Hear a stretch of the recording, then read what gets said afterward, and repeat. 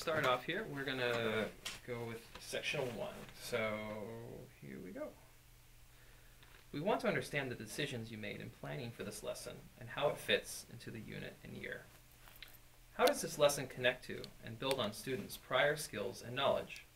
What was taught before this lesson and what will come after it? Discuss the sequence of lessons that surround this one lesson. Okay, well, our students since the beginning of the year have been working on different types of writing styles.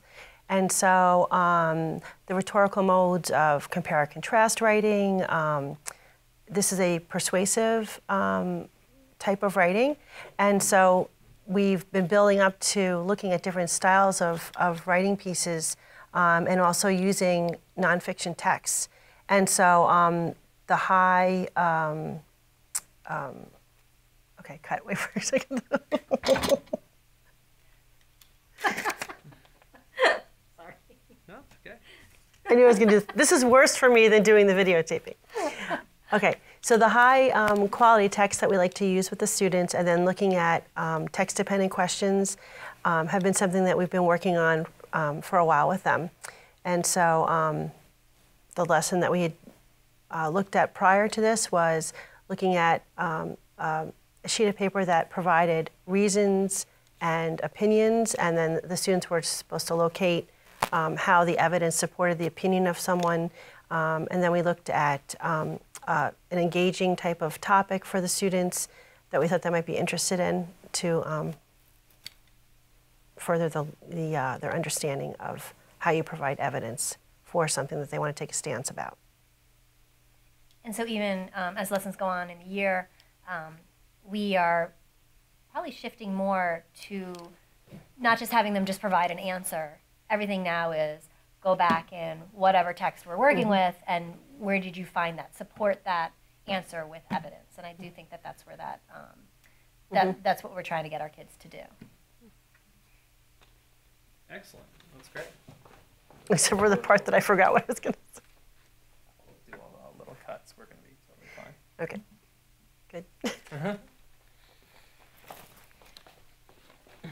I get more nervous doing this. All right. Here's the second part. Talk about the standards or cluster targeted in this lesson. What did you do to make the lesson reflect the full intent of that standard or cluster?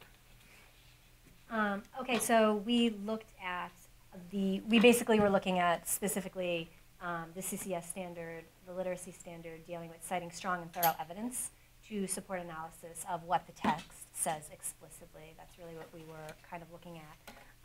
And so the setup of the lesson had to allow the kids to look at an article, and then when they're doing their argument, they can't simply put what they feel or a knee-jerk reaction. Everything had to be backed up. Everything they said had to then be backed up with something specifically from either the movies that they watched or the article that they saw. And I think the shift really happens because we are now looking at multiple texts. We are now looking at text where I think we used to do a lot of that when we would ask for connections. We would do like the text to self, like why do you feel this? It's more of like a warm fuzzy thing. Now it's show me the facts or show me where you got this. And I think that's where really that's where the shift is big time. I think in terms of how we question our kids. And also the ability, another standard that we worked on is a standard where we're analyzing and looking at an author's idea and not necessarily looking at just our own opinion about something to kind of go along with what she was saying in terms of a personal level, but looking at what an author has actually written and then pulling out information that's an author's point of view. Author's point of view. Perfect. All right. Which of the core action indicators do you think this lesson best exemplified? And how did you plan for this?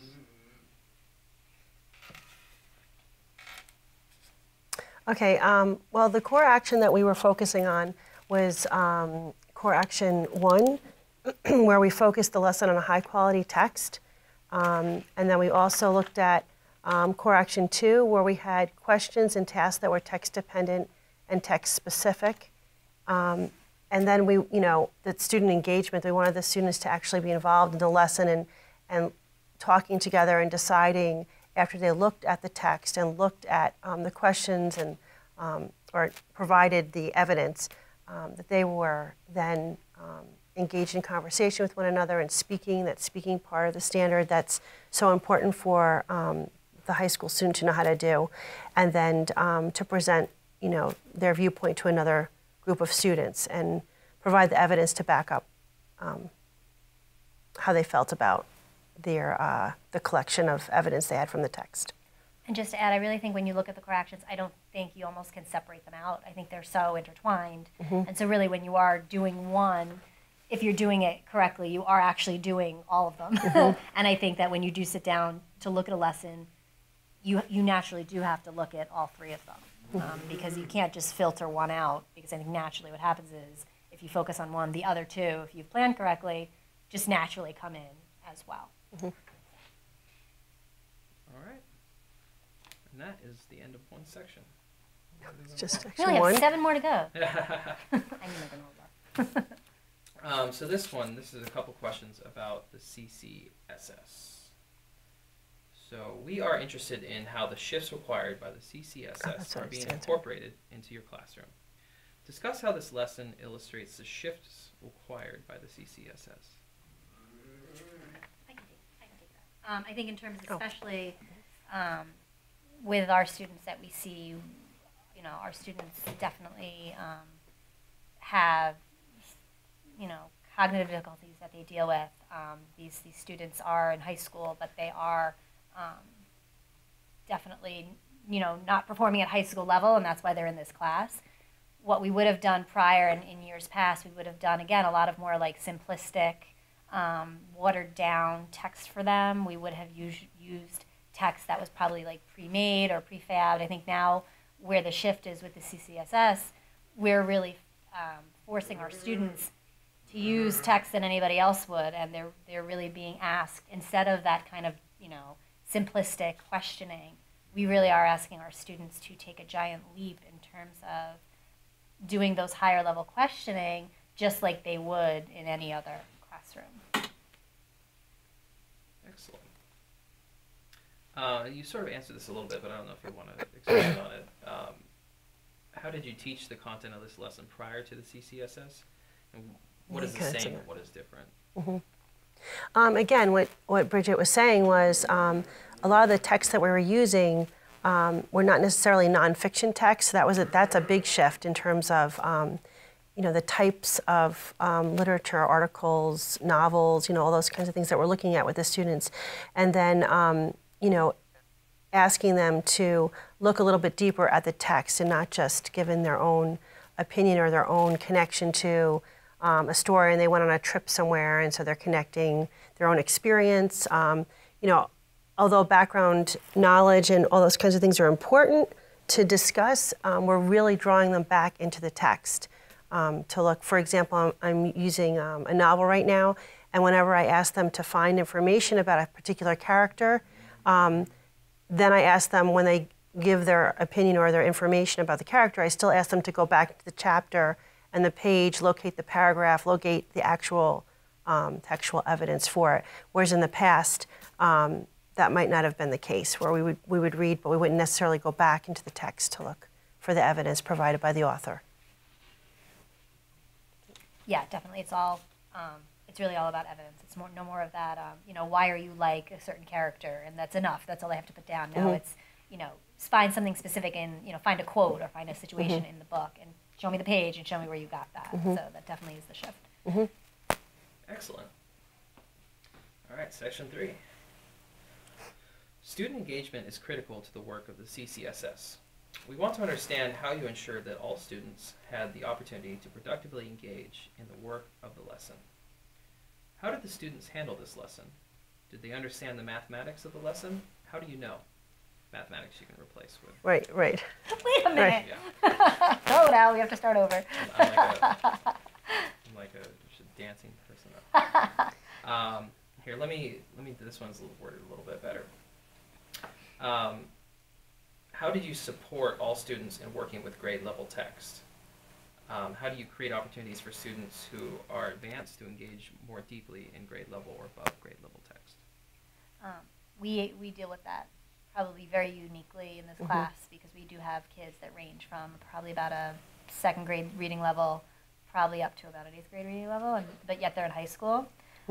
So we really did have to sit down and that's how we grouped the kids, how we set up groups was important.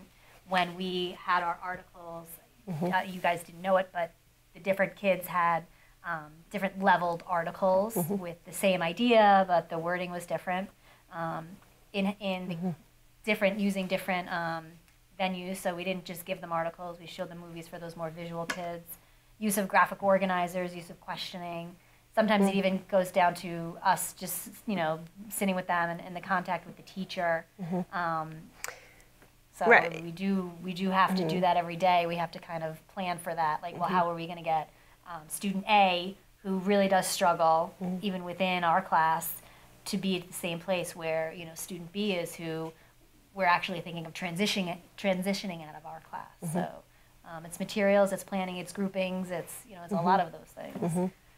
It's looking at vocabulary, knowing that, some of the students that I was working with in particular, I know came from an ELL background, and I know that he really struggles with vocabulary, so I was making sure that even though he was reading something at his reading level, there were some vocabulary words that he was probably was unfamiliar with, relating it back to he plays football. So you may hear in the video clip, it was really trying to draw out just knowing the students and knowing where they're at in the leveled reading, vocabulary, writing, who needs prompting, who doesn't need prompting, those kinds of things. We do a lot of previewing and a lot of reviewing within our class, and a lot of times those kids that are probably those higher level kids, we usually make them like group leaders, or we then tell them if they're moving faster than the other kids, we usually make them like, okay, now you help your classmates.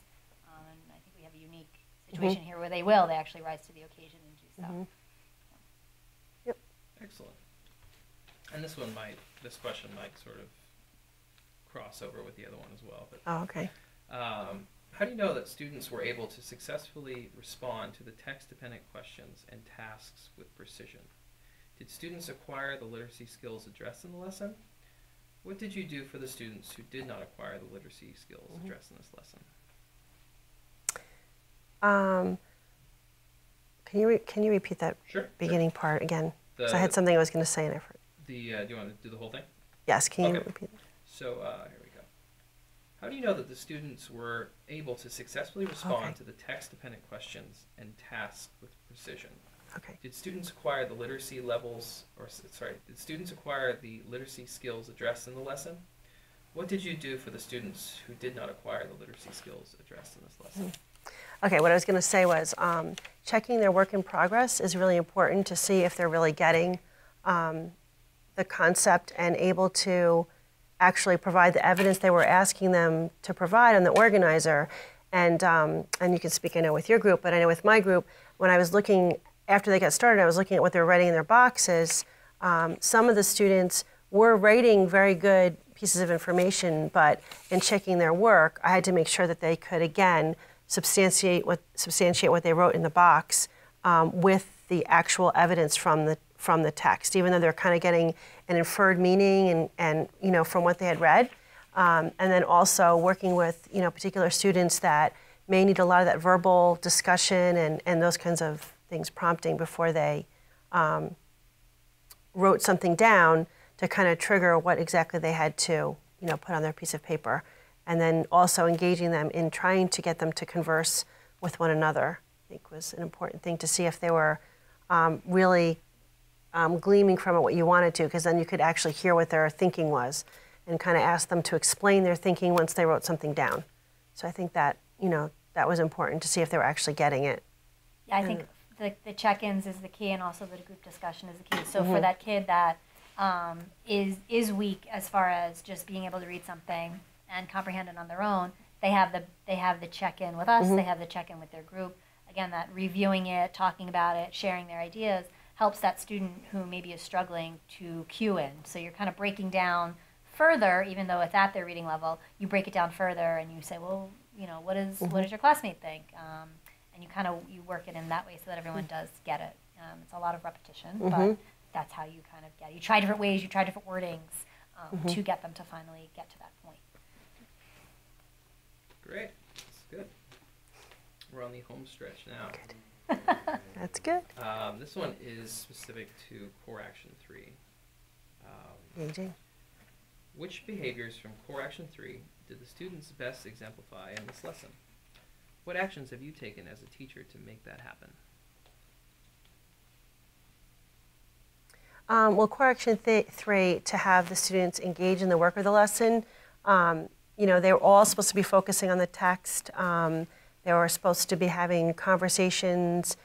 They were supposed to be discussing with one another what their thinking was, you know, kind of like what I was just saying. Knowing the individual students and knowing what each student needed to have to help that to move along and to make that productive for each of the students, I think was really important. And, you know, all the kids were engaged in the reading of the text, the writing of their evidence, the discussing, and then, you know, being able to even expand on their thinking once they were in their group and they were talking to one another. If you want to add anything to that. Yeah, I mean, really, it's just to reiterate, you know, your groupings become important. The kinds of materials that you have become really important. Your graphic organizers to lead their thinking become really important. You can't just hand a kid an article and say, read it, and think that this wonderful conversation is going to happen. You do have to really kind of lead them, you know, to having those kinds of conversations. And for a lot of kids, they still are uncomfortable with it a little. They really are. You really do have to keep drawing them out and force them.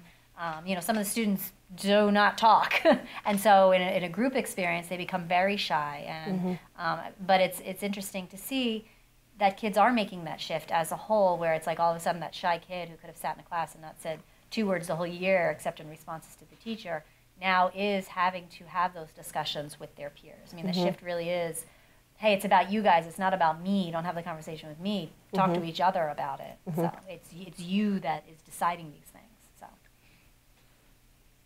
All right. And the last two. Great instructors are continuously learning. We want to understand what you celebrated in this lesson and what you would improve on. Reflecting on the lesson, what worked particularly well and what might you do differently? For me, the personal celebration, I'll start positive.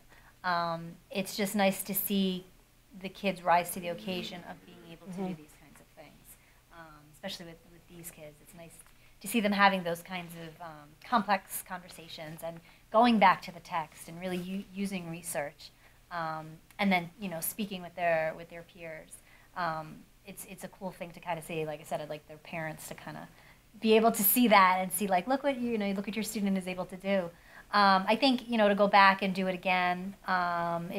We talked in terms of having, you know, because it is all about choice. Like, we were big into like student choice. If they could have maybe chosen the topic, but in the interest of time, you know, we did choose it for them, because a lot of times if you get a kid to choose their topic, they're going to talk about it till the day is long, but then saying, okay, you do have your opinions, but now go and use research. So you're kind of cueing them in by having them choose. So if we would do it again, I would probably do an introductory lesson where they would come up with topics that are kind of, you know, hot button issues, and then they would get to choose the topics to either, you know, either the class could do multiple topics, or we could choose one, because I do think student choice does come into play, because then that's what cues them into doing it and to being interested in finding these things out. Another thing I might change is I was discussing with her that my group was a little less vocal with each other than the other group, based on just, you know, learning needs and the type of individual students that, you know, we had. So I might have changed the grouping to have another student or two in this, looking at the art side. I might have had someone that was a little more vocal join that group if we did if we did groupings again. So looking at the groupings a little differently. All right. And the last one here is, were there any surprises or unexpected student behaviors or reactions? During the lesson, no. I mean, I was positively surprised, actually, at how they bought into it. So that's a good thing. There was really, everyone did what they were assigned. Everyone got the readings, and so actually that was a positive. So there were no real surprise. I was happily surprised, let's say. The only surprise, again, that I had was knowing the students in the class and knowing how verbal some of them can be. Some of the students in my class, I think, were a little intimidated and were a little nervous about the cameras, so I think they were a little less vocal. So I think that having another student, in the group that was a little more vocal naturally all the time, that was, surprising to me in terms of their discussion. So. All right. That's it. It was a good lesson. It really was. High five. You guys did a I was great gonna job. say Thank you so All right. much. Thank you. And actually, really, we were like so freaked out, but you were very like calming. Yes, and thank you. I thought there would be like 3 people Thank in you. here, so thank you for you sent calming vibes out. Oh, yeah, we thank appreciate you. that. So you're Yeah, very that was good. non-intrusive, which is good. Oh, I appreciate Henry's that. doing great back there. So Yeah, he can when I'm he just glad I has. made it on time. that's fine. Gotta be more confident No, than I. I'd rather you. I was gonna say, I'd rather you not.